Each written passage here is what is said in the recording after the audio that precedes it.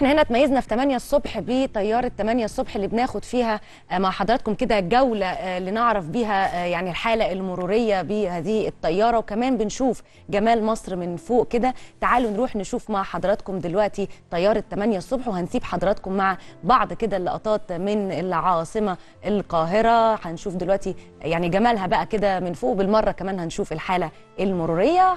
هنسيب دلوقتي حضراتكم مع هذه الطائرة.